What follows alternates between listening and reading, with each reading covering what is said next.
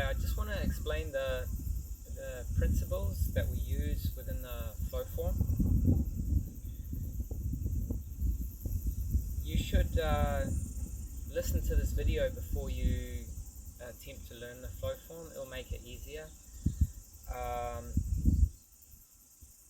and you'll get a better idea of how you should move in the form, as well as the principles that you're actually looking for. With the flow form and this sort of system that we're using with the flow form, I work with four main principles. Four means it's easy to remember, okay? And they're very broad, and I've actually stolen them. And I've stolen them from Systema, the Russian martial art. And I steal them because I think they're so good. They're so valuable. We're not really stealing them, we're more that we're borrowing them. The first principle is breathing. Okay, so our breathing, it must be calm. That's the first thing, it must be calm. The breathing is the connection between your physical and your psyche. Okay, every inhale will calm your psyche. Every exhale, not will calm, but will affect. So every inhale will affect your psyche. Every exhale will affect your physical body, your torso, your legs, your arms. So the more calm we can have our breathing, the more smooth, long, deep. This can affect our states of mind, and it affects feelings within the body. It can help release any tension in our body. The explanations can be endless how important the breath can be. And generally when we practice the Tai Chi, we're told that don't focus too much on the breath, but the breath should be long, it should be continuous, it should be deep, it should be Dan-Tien breathing, deep abdominal breathing. But quite often what we notice with people, they believe they're doing that. But if they pay a little bit more attention, they'll probably notice that their breathing is not so smooth, it's not so calm.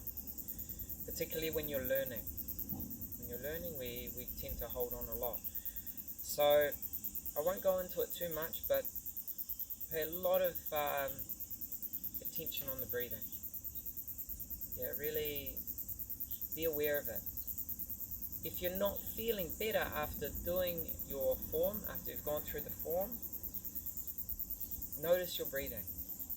Notice what's happening with your breathing. Yeah, it's the first step to look at, to analyze, to see what's going wrong. Okay, so it's a big one. It's a really big one. And you'll see later that we have the 4 steps of the practice. Okay.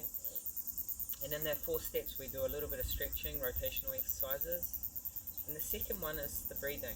So where we're just really concentrating on moving the breath. Yeah, just working with breathing into the Dantian, getting this feeling strong, so that as we go through the form and we're concentrating on other things, this should happen in a way naturally within the body.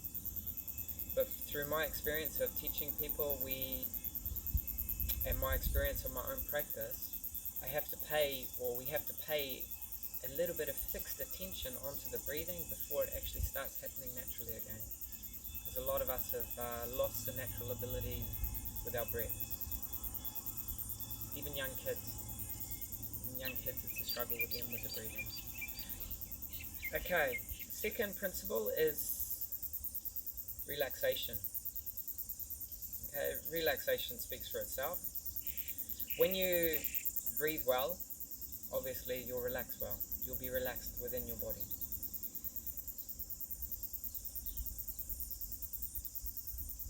Now the Chinese describe it as song, and often this word song gets translated as relaxation. But song is not just relaxation. One teacher in Taiwan described it to me, and he said for him relaxation meant vertical, and sung meant vertical as well as horizontal. And I thought this was a very good way of describing it, because you can have your arms up, but if you relax within your body structure at that time, then you can get a feeling of being sung. But generally, if we think about being relaxed in a Western sense, often we are collapsed. Okay, our body structure collapses. Everything collapses. Obviously, when your body structure collapses, when there's no space inside, things don't flow smoothly. Yeah, if you have a water pipe that collapses on itself, the water doesn't flow. Same thing. So you've got to be relaxed within the body structure. Okay? And that brings up the third principle. Body structure. Correct body structure. Okay? To have correct relaxation, you have to have correct body structure. If your body structure is not really correct, you may be able to relax certain areas of your body. You may be able to relax them very well. Okay, but you will not get the full benefits unless you have a correct body structure, an upright body structure. You're connected between heaven and earth. Okay, the earth and the heaven. Okay, in Chinese you've got your points that you've got to be aware of at all times. You've got your Lao Gong. Okay, in the middle of the palms. Okay, the Lao Gong. You've got the Ba Hui. Ba Hui on the crown of the head. This connects you with the heaven. You've got the Yong Chen. This kidney point, the K1 kidney point. This connects you with the earth. So all these areas must be open. For them to be open, you must have an awareness of these places. Feel these places being open. When your body structure starts doing this, can you really say you have awareness of your Ba Hui? Okay, you must pull it up. And then your body can be open. Okay, the channels can run smoothly. Energy can run smoothly. When energy runs smoothly, any inhibitions or blockages within the body can be freed. Okay, so correct body structure is a big one. It's very, very important. And the fourth one, simple, movement. Correct movement. You must be moving at all times. Okay, moving at all times. Now that doesn't mean it needs to be physical body movement.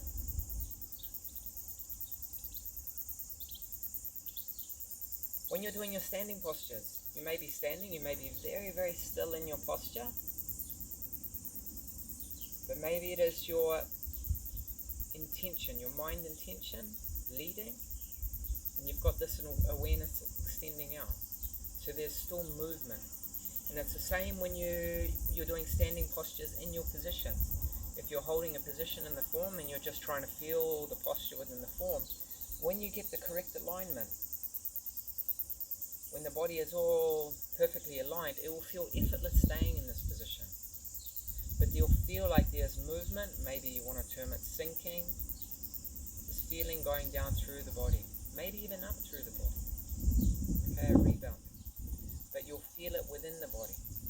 So even in these structures, you're in a so-called static structure, there's still movement within. Initially, you want to keep your, when you're doing the form, you will stop in each position because you're trying to find the position. Your body needs to align to it, needs to understand it. So it takes time to get that. Then gradually, you're just going to keep it more and more continuous. The more continuous it will be, the more you will feel. Okay, but if you lose your body structure as you're moving, you're going to lose your feeling. If you lose your relaxation within the body structure, you'll lose your feeling. And if you start getting static with your breathing, losing your breathing, no good. Okay, we all know the consequences of not breathing. So these four principles are our biggie through this form. And I took these through Systema because I think that's a very, very good basis of general body health. Yeah, and they're very easy to remember. Okay. I won't go too deep into them because you'll discover ways that they'll work for you when we're into the practice. Now, how we move in the flow form. Essentially, there's only two postures where you've got dual weight in both legs. The starting and the ending posture. Okay? Otherwise, it's all on one leg. All on one leg. Obviously, that means it's going to be great for your balance. Okay? It's not easy standing on one leg. And generally, as we get older, we do it less and less. And as we do less, we usually favor one leg or the other leg, depending on the alignment of our hips. And as we favor it, that gets stronger and stronger and stronger. The other one gets weaker. The alignment of the hips get weaker.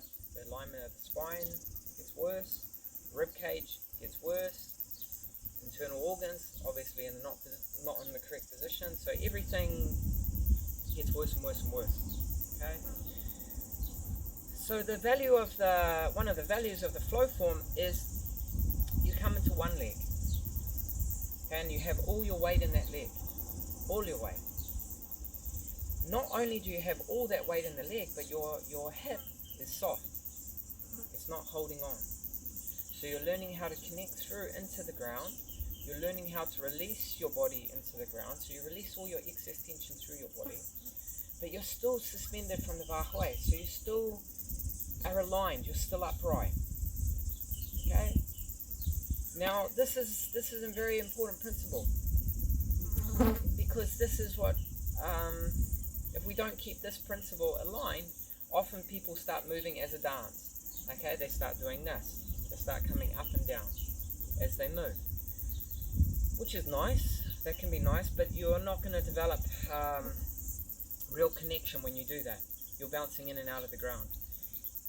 During the flow form, we basically keep our hips at a constant level. So they're not rising, coming up or down. So I shouldn't be, when I'm moving, I shouldn't be this sort of stuff. I'm not jumping from one position to the other. I'm softening in from one position to the other. So I soften in, that keeps my hips level. I soften in this leg to allow myself to go into this leg. So essentially what is happening is waves of sinking. Soften into my left leg to step the right leg.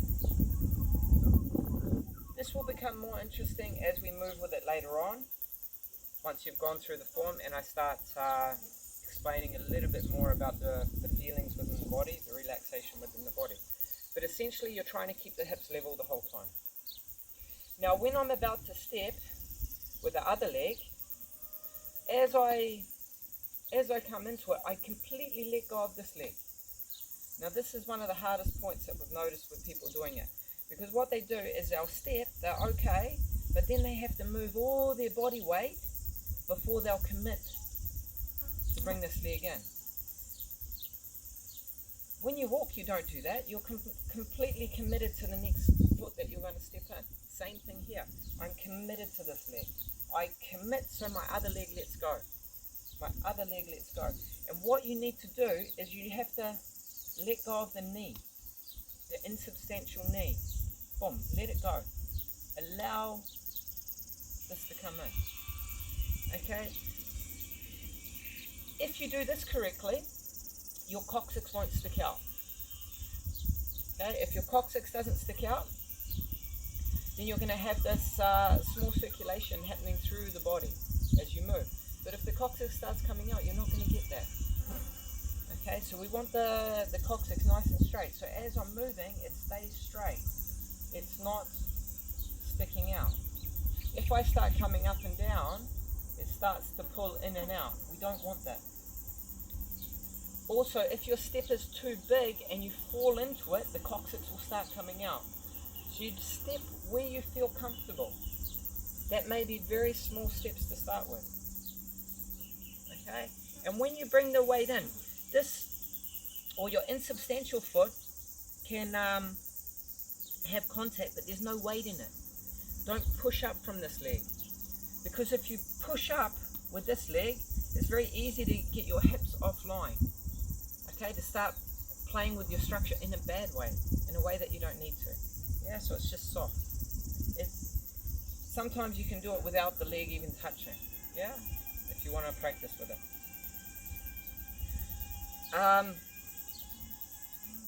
The other thing, if you want to develop your balance, this will help you obviously develop your balance, your physical balance.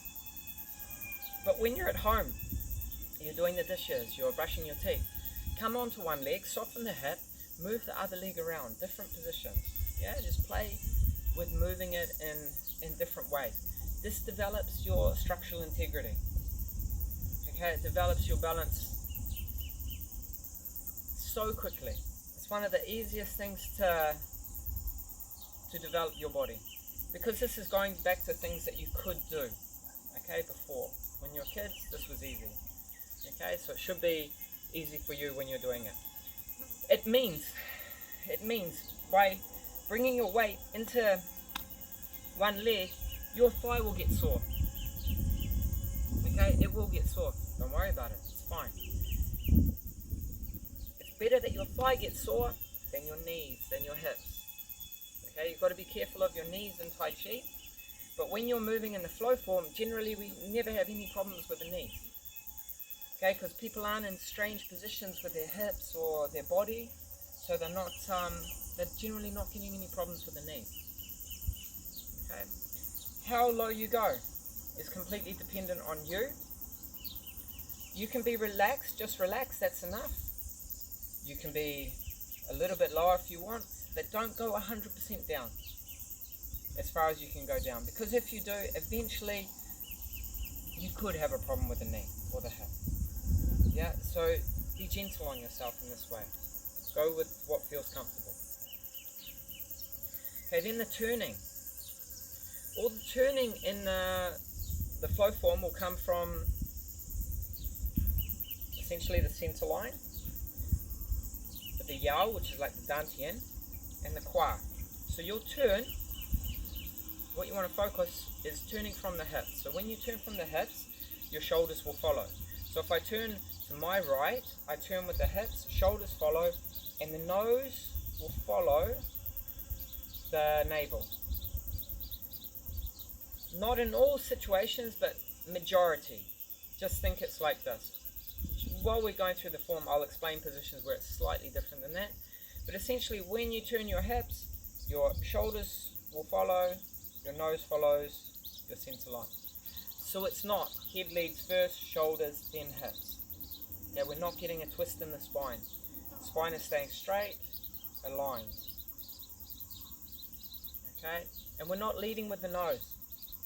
We're not turning over here and coming in this way. Okay, this is this idea where we always want to know the next step. What's the next step? What's the next step? And the mind becomes too active. Okay, when you get more and more control in this area, more centering, more strength in this area, the mind will be less active. It will let go. It will realize, okay, there's another commander. I just follow this. Okay, but if you allow the mind to be strong, you'll lose the principles within your body quite easily. And it's all because you're wanting more. Okay, or desiring more. So this will be your turning area. Back is obviously straight. Okay, don't get into this silly practice of trying to sink your chest, sink the energy so much that your body structure is doing this. Okay, this is what age does naturally to us. Not naturally, but it generally does this as we get older. The back rounds, shoulders come in, the sternum gets locked, rib cage folds in, organs get too much pressure on them, no room for movement. So try not to do this. Okay? You don't want to be pathetic in your postures. Okay? Each posture, you're in a strong position. Each posture, you've got the ability to move off that posture comfortably. You move from strength to strength to strength, not to weakness to weakness to weakness. Okay? So your shoulders are straight, your ba hui is pointing up, you're connected to the heaven. Feel big, and when that happens, the shoulders go flat. They will drop. It'll feel like they pull back slightly, but not so much. Okay, this is too much. This is holding on too much in the chest. So we have to make sure our chest is relaxed. It's relaxed. Sternum area is relaxed, but it's open. Rib cage is relaxed but open. Okay, and when this happens, you'll find that breathing deeper is so much easier. Okay, it's so much easier. You're not compressing yourself down. So make sure your body structure is open. Big. Okay, feel big. Feel big in your body, big in your space. When you soften down in your leg, when I'm soft down here in the leg, I don't collapse my body down. I don't compress my spine. I open the spine. I feel big in the spine, so it feels that I'm being suspended from above. As I'm suspended from above, the cartilage feels like it's opening up through the body. Yeah, it feels like it's extending through the body. So this wants to be the feeling in the body. If you can keep the basic body structure correct, then feelings will come. And they'll come, and they can be quite strong. Okay, but if you're looking for feelings too much, special feelings in the body or outside of your body, be careful that you're not collapsing. Yeah, stay open, trust that it'll be there. Okay, elbows, heavy and down. This is important because in our modern lifestyles, we use our arms more and more for balance, for holding on to stuff, for holding on to life in a way. So supporting our structure. And by doing that, we bring too much tension into them. Okay, but we learn to trust them. When we learn to trust them, the rest of the body collapses in its structure.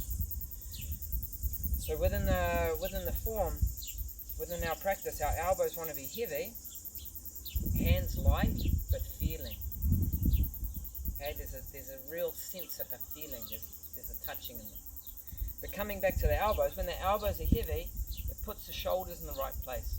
And what I like to think is that the elbows or the arms feel like they come out of the center of the back. Yeah, they come from the center of the back rather than from the shoulders. Okay, as soon as you start thinking about the shoulders, they'll start lifting.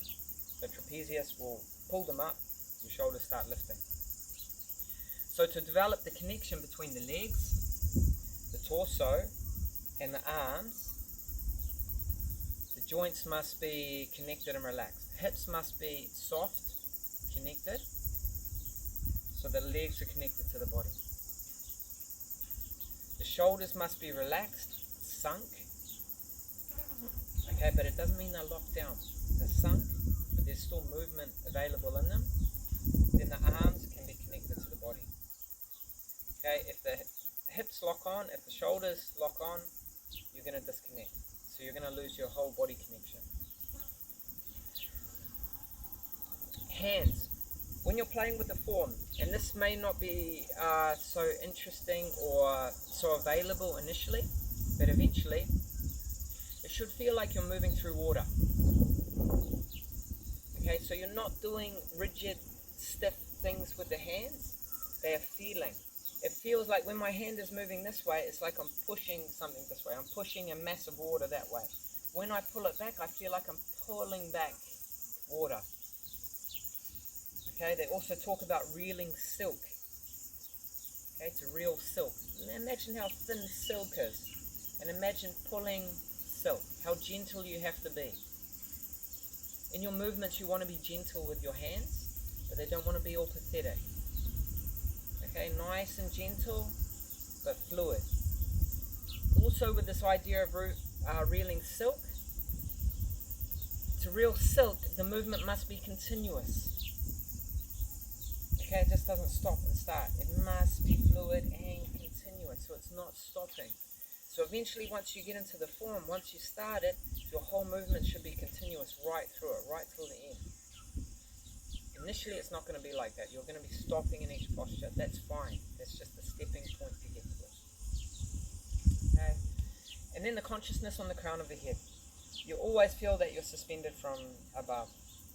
All of us have seen the pictures from the tribal ladies carrying massive things on top of their head. balancing it there and moving around, you see their structures, they're perfect. Okay, their alignment of their spine is perfect. They have to be carrying these heavy things on top of their head. And we want to be like that. Okay, we don't feel that you're crushed down, but feel that you're up. You have to push up, connect with the heaven. It's an important one. It's a very important one. Yeah.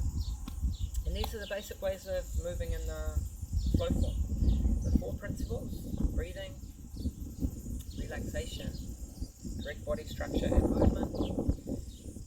And then what I've gone through the body, how it should feel. Also the feet, sorry, I didn't talk so much about the feet. When you touch the ground, feel with the bottom of your foot. Okay, like with your hands, how they touch something softly. Same thing with your foot. Don't be rough on the ground. Okay, don't be rough with your stepping. Be very soft. Imagine that you're stepping on glass. Yeah, this is why it's so much more valuable to be barefoot. Forget about all the special shoes and stuff you can have, because if anything, they minimize, they reduce your feeling. So the best thing possibly is to be doing it in obviously on a natural surface like grass, or in the park, on the sand at the beach.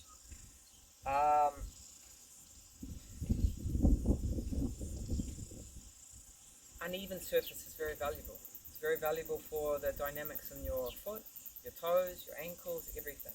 Your foot is it's an unbelievable mechanism. Okay, they cannot, even with the technology we have now, they cannot construct something like the foot. They can't build the foot. Okay, it's such an amazing tool.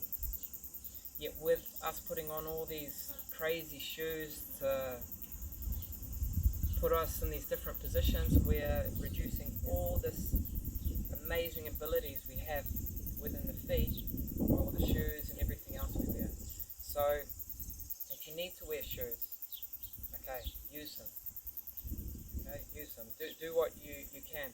But ideally, if you can, get to a place which is nice and open, outside, calm. Touch the ground with your feet. Connect with the earth. Yeah, we're always talking about the heaven and earth, but quite often none of us ever connect with the earth. We never touch it. Even when we do gardening or something, we have gumboots on or we have gloves on. We never touch it. Don't be scared of the earth. Touch it. Okay, and that's a rough guide with the principles. Jump into the form. Go through the form now. Learn the postures, and see how you go.